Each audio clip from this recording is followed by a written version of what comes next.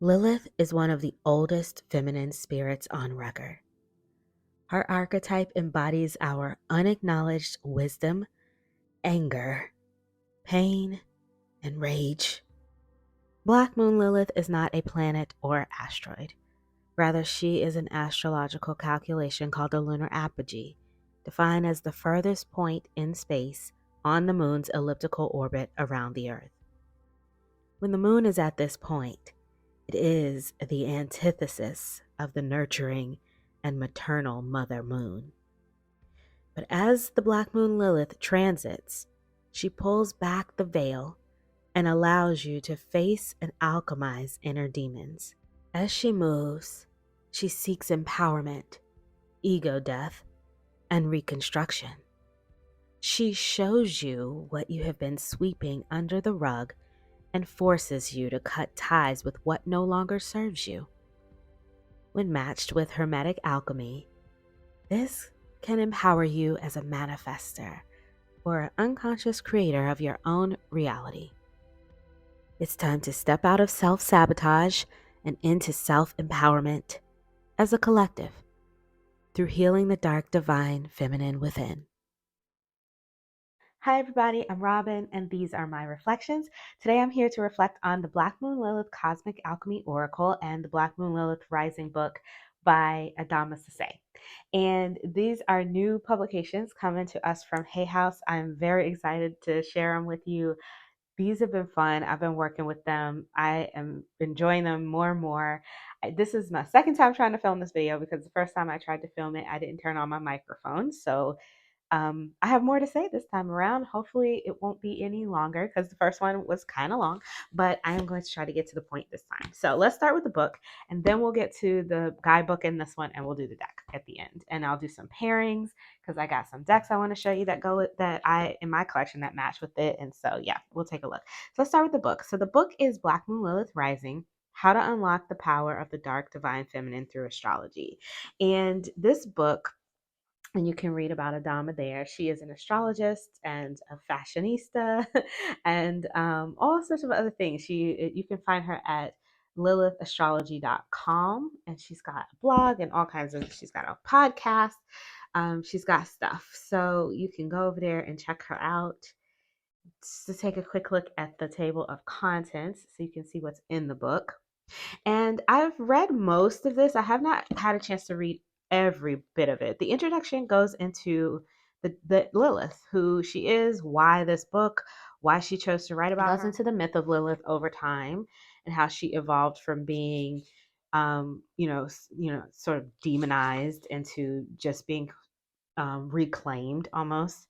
Then she talks about Lilith and the collective equality. And this is more about sort of why she's decided to write this and why she thinks this is the time to heal our dark, divine, feminine side, between men and women, just like as a collective, And then she goes into, she does acknowledge that astrology is changing, right? And so where you will find your Lilith placement in the East, I guess the astrology, Western astrology, I guess is what it's called, may be different than if you're, studying a different type of astrology. I am sort of like I don't know, I'm kind of like an intermediate person when it comes to astrology.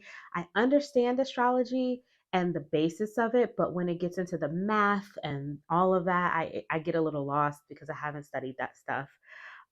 So I'm kind of like in the middle, and this did not confuse me in any way. I sometimes I can get a little lost when people start talking about transits and trines and all those sorts of things. And I didn't get confused at all. I love the way that she writes. One of my favorite things about the way that Adama Sase writes about astrology is that she gives an adjective before every planet, before every zodiacal sign, before every aspect. She gives an adjective because just for those of us like me who may not have it ingrained in their brain, she gives you sort of a little adjective so that you know where she's going with it. She may say the fiery Mars, or instead of saying just Jupiter, she'll say the expansive Jupiter and something like that, just to kind of like wake up my memory as to what Jupiter is talking about. And then, there's different aspects of each planet, of each zodiacal sign. So she is able to, she gives whichever one she's speaking about in the sentence, right? So it really helps me keep up with with what she's saying, and I thought that was great.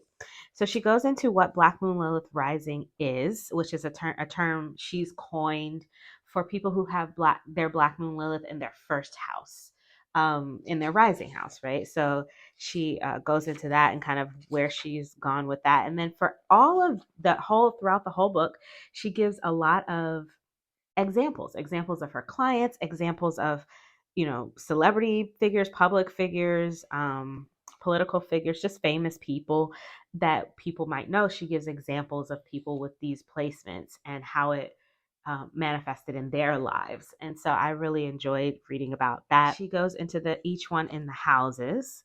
She did the first house, she talks about in this chapter about Black Moon Lilith. So in chapter 3, I think it is.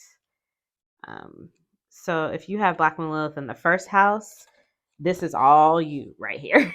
But for all the rest of us, she goes through the other houses here, the natal chart and aspects. And now I skipped this chapter altogether, y'all, because I already told you aspects confuse me. And then, but it's there for you if that's something that you want to do. And it'll be there for me when I want to circle back around to it after I've thoroughly studied aspects. Chapter 7 is about manifesting with Lilith, where she kind of goes into using Hermetic alchemy to dive into and manifest using this Dark Moon Lilith energy and this work with Dark Moon Lilith, and working through anything that your Dark Moon Lilith placement might be causing, hindering in your life or whatever. So I think that this is an interesting chapter. And in the back, in chapter 9, she gives a workbook on how to work with it. So it's like a 13-day jump start on that.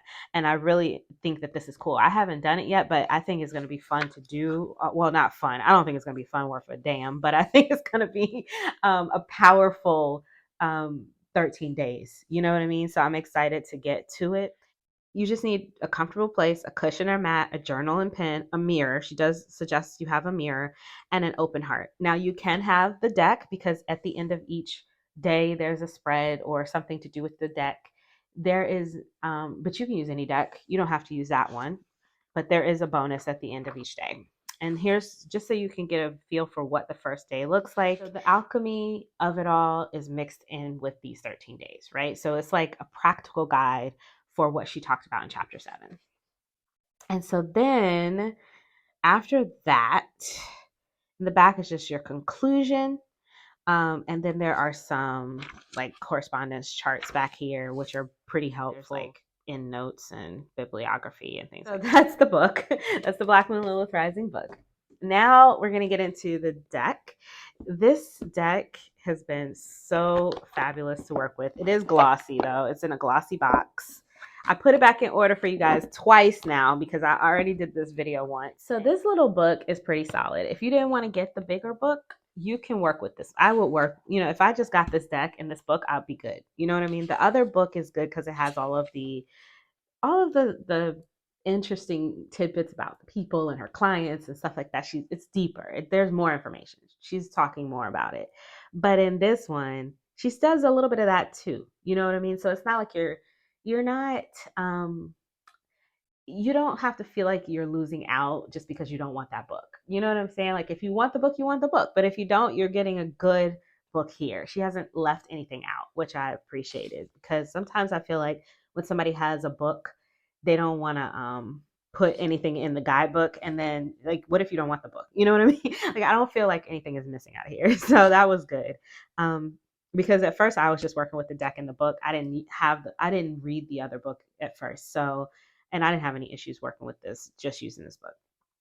It does go into the, what Lilith is, the dark energy. Even in this guidebook, she talks about why she chose to use Black women to represent the images in the deck. And it says, it's a healing tool for all humanity. The imagery centers on Black women. Lilith's story of suppression and demonization is heavily reflected in the lives of modern Black women across the African diaspora.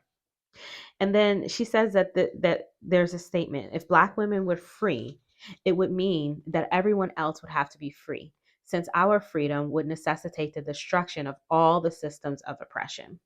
When we heal the most oppressed, suppressed, and misunderstood women on the planet, through the power of Lilith, we ultimately can heal the world and restore balance. And so that's what why she said she used Black women to represent the women in this. I mean, she gives a solid, guidebook entry on alchemy. She even gives like a glossary here. So that's good. So if you're interested in alchemy and you just want like a little bit, but you don't want to, grab a whole book, this is a good way to dip your toes in for sure. Talks a little bit more about, how to use the cards and about her book, and then goes into using the cards. There are a bunch of spreads in here. I want to say there's about 8 spreads in here. And it's the cards. And as we go through, there are different sections of the cards. So I'm just going to read this part to you as we're flipping through the cards. Okay. And then at the end, we'll pull a card and read from the guidebook. And as usual, so in the back, she gives you some hermetic references if you want to go deeper into alchemy and acknowledgments. And that's the guidebook. So let's get to the card. Cardstock is super glossy. You can already see my fingerprints because I've been using it. It's the typical Hay House glossy stock. It's not sticky at all. So this is like if you have the new Enchanted Map Oracle, that's sort of not sticky gloss as is what this is on. Size is typical Hay House card size. This is a standard tarot card here on top. RWS or anything like that. This is a US Games card, and you can see that they're larger and slightly taller than a tarot card. Okay, so the anatomy of the card is you have the title of the card at the top, and then you have a keyword or a subtitle underneath, and then you've got your number here or it'll be here. So it does sort of rotate from one side to the other depending on the image. So that's the card. And the first 12 cards, the suit is the Black Moon Lilith cards. The Black Moon Lilith cards are based on the astrological placement of Black Moon Lilith through the 12 zodiac signs. Each card integrates the story of the ancient archetypes Lilith and Adam and includes healing shadow work prompts. So when you're looking in the guidebook for these, you're going to find in the guidebook not just the write-up for the card, but also a dark divine feminine shadow work prompt, as well as a dark divine masculine shadow work prompt. And then I'll just show you. Here's the one for Lilith and Aries, so you can kind of get a feel. These are just for the first 12 cards because as you go past into the next suits, you don't have these two shadow work prompts. So it's just for the first 12 cards. So you've got Black Moon Lilith in Libra, you deserve balance. In Scorpio, sexual alchemy. Sagittarius is free yourself. Capricorn, elevated status. I love the background of this. Aquarius, honor your individuality. When I first saw this card, I thought it was so strange looking, but I actually I don't know, I think these have grown on me. Pisces, honor your boundaries. So Lilith starts our Dark Divine Archetype cards. And this is a set of cards that is here to just help us use Dark Divine Archetypes to connect to answers in our lives. It says this set channels the energy of suppressed ancient occult gods and goddesses like Lilith, Jezebel, Adam, and Eve. I don't know if I would call them gods and goddesses myself, but they're definitely dark divine archetypes, right? So we've got the Black Madonna here, dark, sacred dark goddess mother. We've got Mary Magdalene, divine loyal goddess, and we've got Ashera, mother of the gods, Queen Jezebel, magnetic royal witch, beautiful image. Okay, and so then we get into the astrological planet cards. So it says, based in astrology, these cards describe each of the 12 planets and their archetypal energy. They provide an ancient tool for soul ascension and shadow work. We've got Mercury, communication and truth. Venus, love and abundance. And I love this one because it reminds me of the Botticelli, but like Botticelli 2023. Mars, drive, energy, and passion. Jupiter, expansion, prosperity, and growth. And so they're basically just the keywords that go along with the planets. Saturn, age, reality, and discipline. Uranus, spark and genius of ascension. Neptune, magic, imagination, and illusion. It's so, they're so different. Like this one seems so, I don't know, like robots and what am I thinking? I don't know. It feels like a sci-fi movie, and then this one is it feels maybe like a video game or something. So it says Pluto endings and regeneration. So the art does change up, and it can be a little jarring sometimes if you're using multiple in a spread. The backgrounds kind of helps because they do stay kind of dark and moody. So it just kind of brought it all together.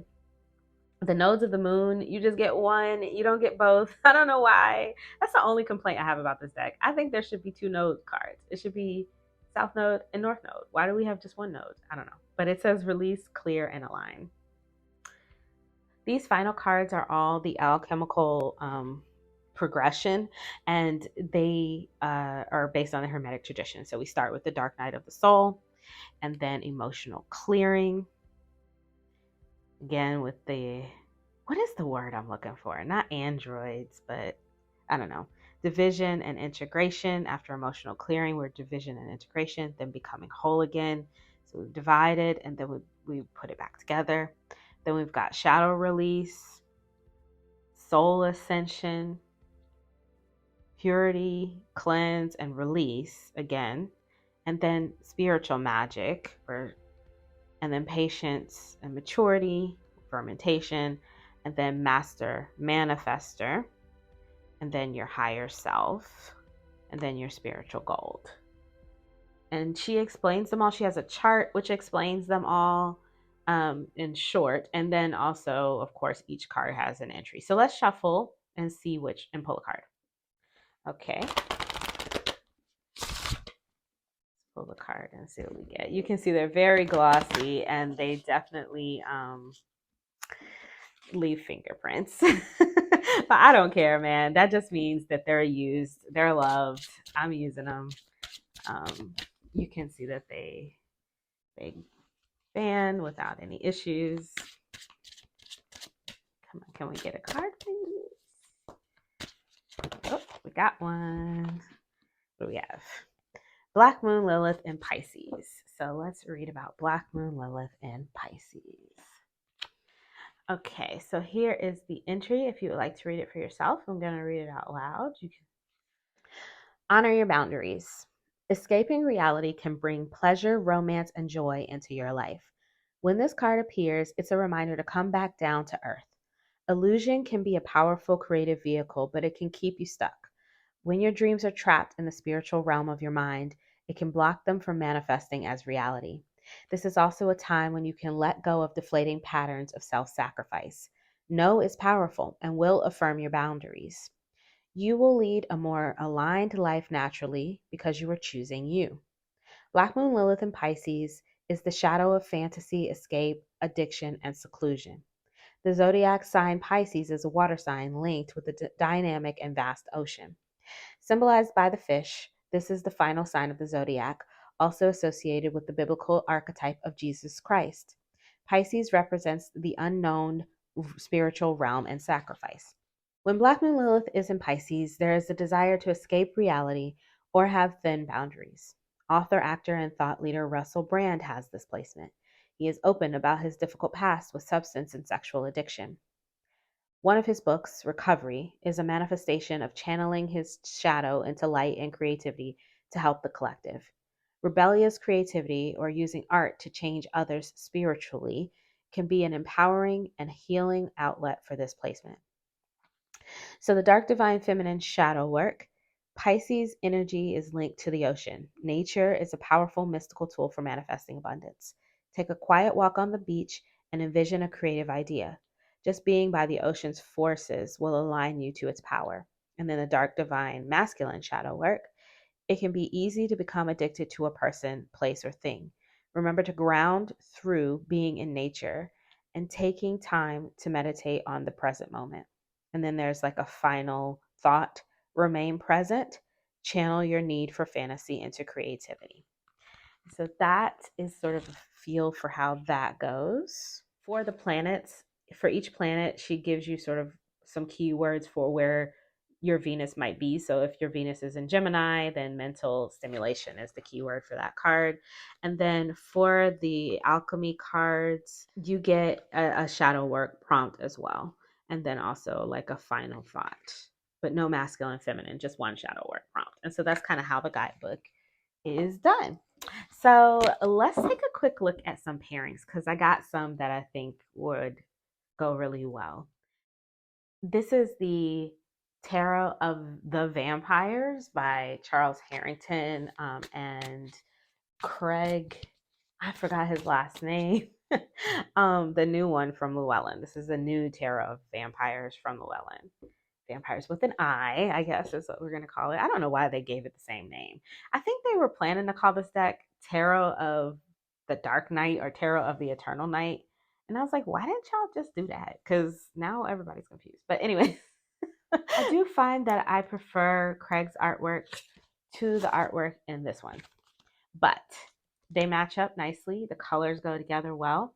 And, you know, a vampire deck is good for the type of work and messages that are coming out of this deck. I don't feel like they sort of block each other. I don't feel like it's getting in the way of the almost like, I don't know, deep underwater emotional energy that's kind of oozing from this one. You know, I feel like this supports that rather than quelling it. So I liked it with the Tarot of the Vampires. So this one is the Low Country Gullah Tarot deck.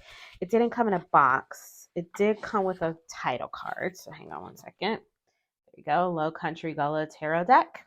I did not like, it came with a little cheap bag. I didn't like it, so I put it in that wrap. You can get those on Amazon. I'll put a link in the description below. I am an Amazon affiliate, so if you do decide to purchase it, would love it if you use the link. It helps me out, gives me a couple cents, doesn't cost you anything. So this was like a slam dunk perfect pair. Loved it. Now I'm not sure about the artwork on this deck. Now this deck I know is not AI. The author has confirmed. I know it sometimes looks like it, and I don't know if you guys are as confused about what's AI and what's not as I am these days. I feel like I can't tell anymore. I'm trying not to purchase decks that I know for sure are AI. I sometimes don't know, and sometimes I don't think to ask because I get so excited. So this one I was so in love with that I just grabbed it, and I did speak with the creator after the fact, and she did not confirm or deny. What she said was a bunch of different digital means were used to create the cards, and she used pictures and digitally manipulated them. That's what she confirmed. So I was like, okay. But I do love this deck. I think that this deck is wonderful. I wish that I didn't have to wonder about the art style or anything. I wish that that's not where we were, but that is. But there's also not another option out there for me when it comes to this energy, and when it comes to a deck that feels so much like home. There's just not another one.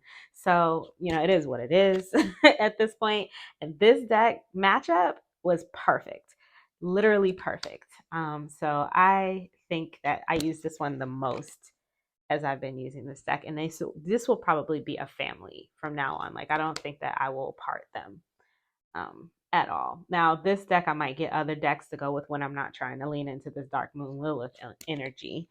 But as far as this one, I mean, it just feels real at home with this one. And this is, again, the Low Country Gullah. You can get this on Etsy. This is the, I can never remember the name of this damn deck. Hang on. Tarot of the Holy Spectrum. I don't know why they didn't just put the name on the outside of the box. But it goes really well with it. So this is an indie deck. I think I got this from the site. So if you Google Tarot from the Holy Spectrum, Tarot of the Holy Spectrum, you should be able to find this. And it comes in a couple different color variations. I think that you can get it in this one and then one or two others. This is the Infinity Edition, and I think it matches nicely. The other one might go a little bit better if you have it, but I don't have that one. So, and I liked this deck always, the Tarot of the Holy Spectrum always felt a little bit cosmic to me, even though it's not. I don't know, something about it, you know?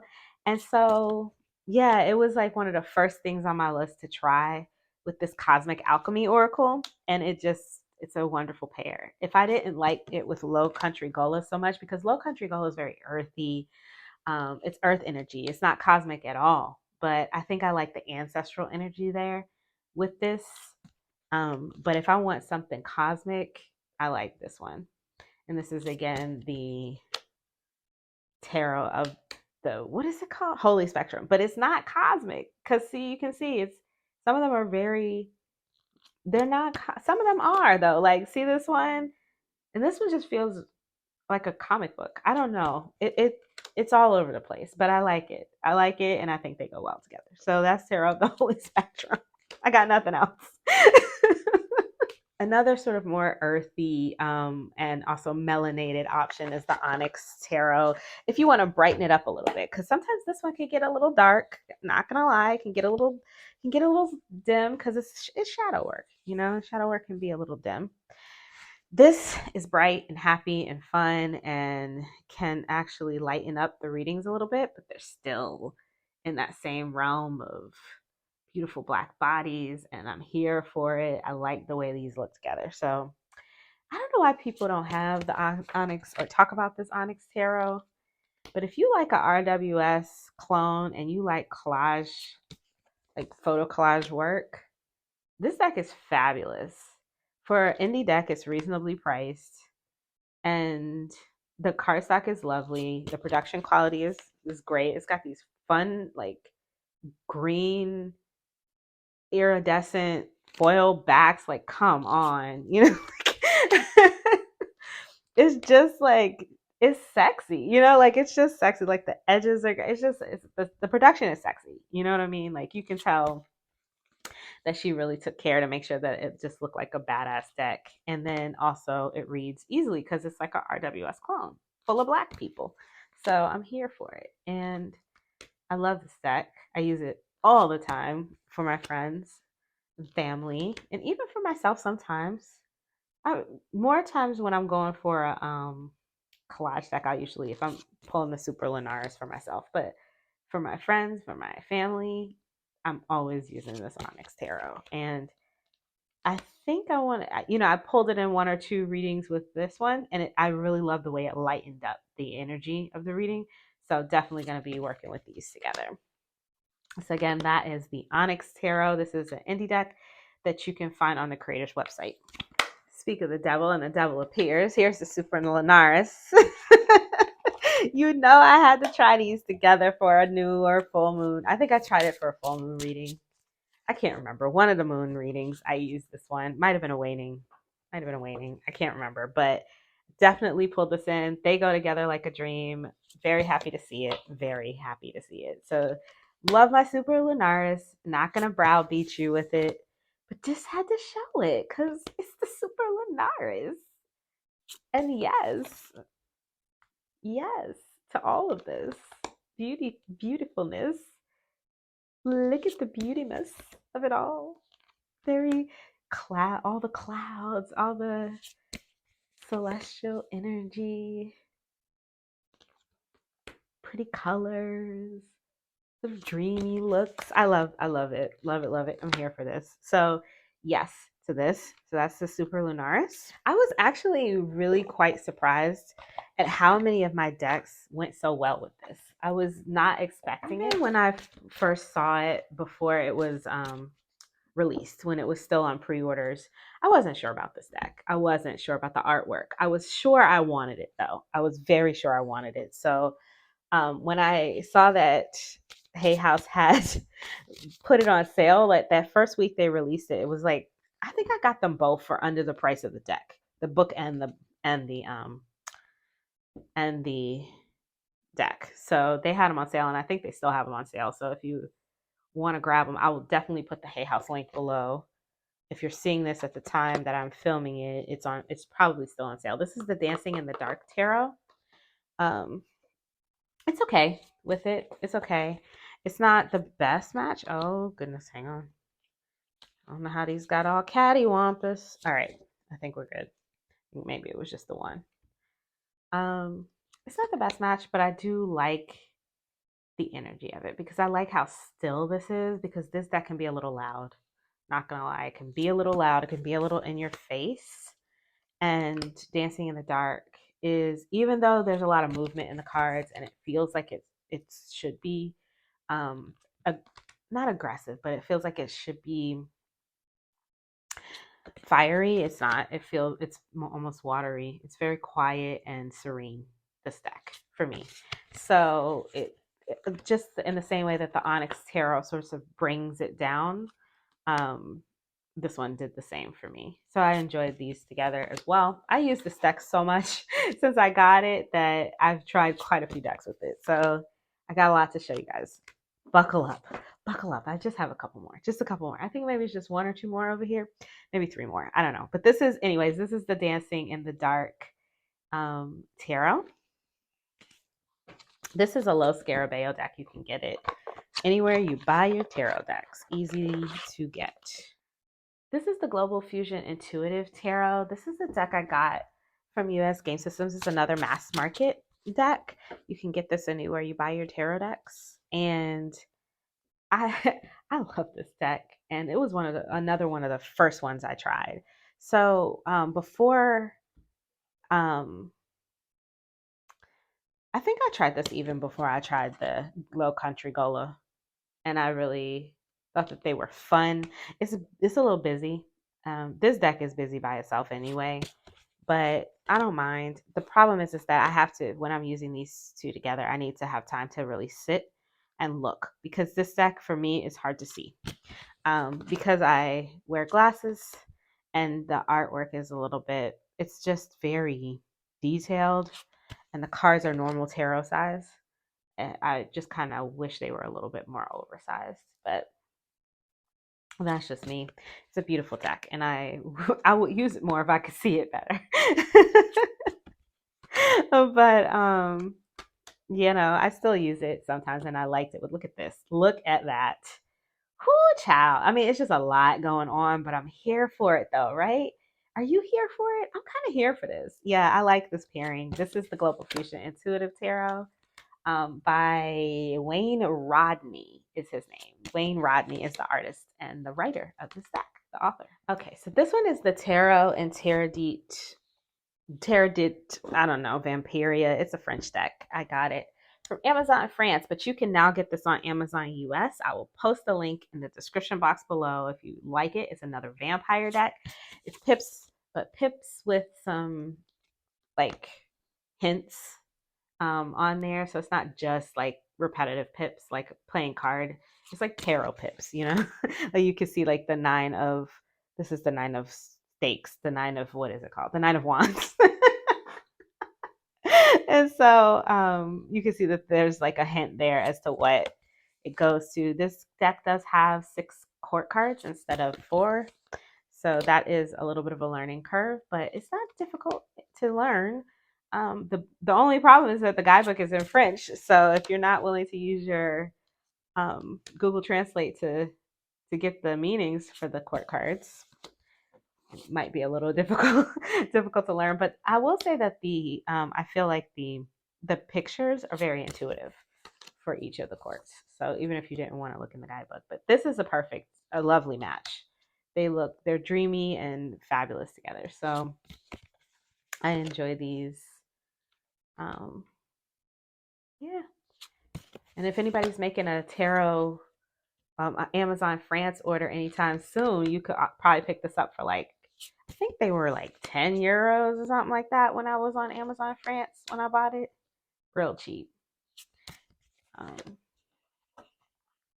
So, because I know everybody's getting that Arthurian tarot from, what is it? From, I forget who made it, but it's really beautiful. I posted in my community tab the video that the author did. Oh my gosh, it's so beautiful.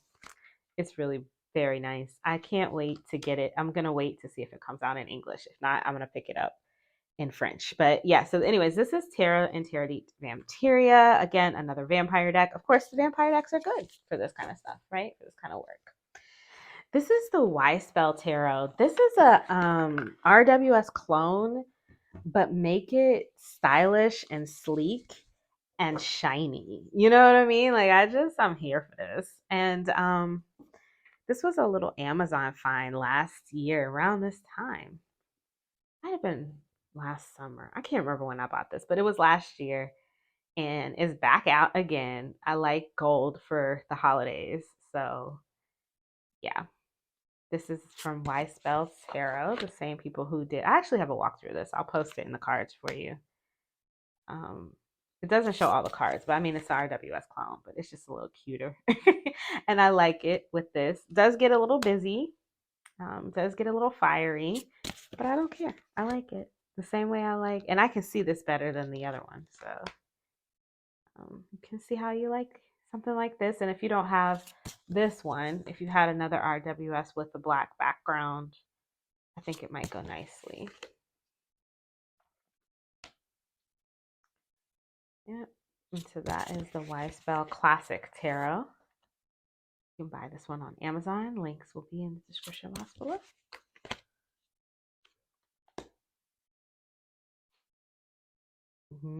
Queen of Wands with your higher self and the Six of Cups.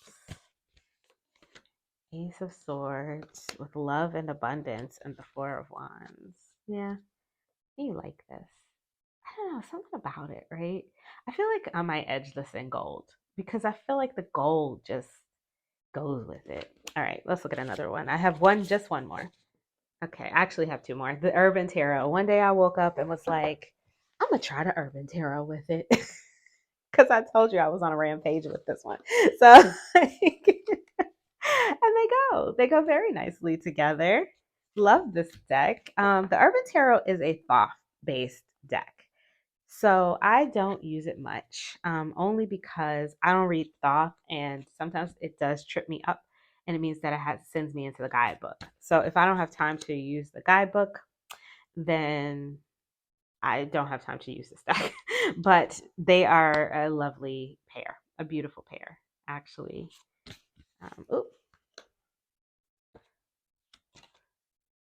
Those got shuffled in. You can kind of see, look at the colors. And the Thoth decks, I'm not sure, like I'm not a Thoth reader, but I think the colors are very intentional in Thoth, right? I think I've heard that.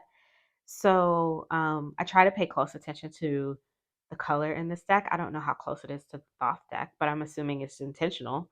So yeah, I like it. I like the way the colors kind of run together and make a story when I use these decks together. I don't find that so much with the others. So maybe that's just because that's not where my brain is with the other decks, but with this deck, my brain is there, So I'm looking at rather the colors blend or if they're disjointed. I'm looking at which colors I'm seeing repeated, that kind of stuff. So I really enjoy, like I have a lush background and a city background here. Like that's the kind of stuff that comes to mind when I'm using these types of decks. But this is again the Urban Tarot. Look at her. Look at this Empress. Ooh, look at this Five of Coins with becoming whole again. Yeah. Like this one together. Haven't used it that much, but I'm really looking forward to more work with these two together. I feel like it's going to be kind of profound. But this is the Urban Tarot. And last but certainly not least, the newest tarot deck in my home, the Cersei Tarot. This came in as a pre-order from Llewellyn. I am not going to get it out of order because I'm still reading through it and I'm still going through the guidebook. But I did take a peek at these together and I did think that they could look nice together. So I just wanted to go ahead and put them in the video since I'm making it. The first time I made this video, I actually didn't have this deck in my house. So that's one good thing that came from having to redo it is I get a chance to show you guys the way these look together. And this is a mass market deck from Los Scarabeo. The art styles are very different, but something about the energies and the color, like Cersei with Lilith, you know what I mean? Like I just was like, I think I'm gonna see. Let me see about these. And I did a couple of cards and I really enjoyed it. The look, I like the energy. So I think I'm going to try them together as soon as I finish going through the guidebook for this one. The guidebook for this one is all in English. It's all the pages are, there's no, because normally with a Los Scarabeo book, you get some other languages, but you have to scan for the other languages and you get 62 pages of just English in this one. Mine is printed all crazy. Look at how mine is printed. I don't know what's going on with Los Scarabeo's quality control, because a lot of my cards came with like the roller. I don't know if you can see it here, but like they've got scratches in the um in the finish on the front and on the backs of some of these cards. And then also my guidebook is a hot mess. So yeah, I like the new cardstock and all, but I don't know if that meant that they changed printers and now we've got a quality control issue. You know what I mean? Like, I don't know. But anyways, I like the way these look together. What do you guys think? Let me know. Let me know how you feel about Cersei and Lilith playing together. And that's the last deck I have to show here today. Okay, that's all I have to say. I am done singing the praises of the Black Moon Lilith Cosmic Alchemy Oracle and its companion book. Shout out to Adamas Sase and Hay House for knocking this one out of the park, in my opinion. And I am very excited about continuing my work with this deck. I've been working with it and I have no intentions of putting it away anytime soon. And I'm going to continue my work with it and see what comes of it. I'm excited about doing that 13-day workbook in the Black Moon Lilith Rising book. There's a lot to come with me in this deck. I can already feel it. What did you guys feel about the pairings? Do you have the deck and how are you using it? Let me know everything in the comments below. How do you feel about this whole reclaiming Lilith? If anybody has a better, like a really good website to where we can find the Lilith placements for free or whatever, put it in the comments below. I will approve it. I think it'll disappear at first and then I'll have to approve it, but I'm happy to approve it. If you like this video, please give it a thumbs up. It helps my channel grow.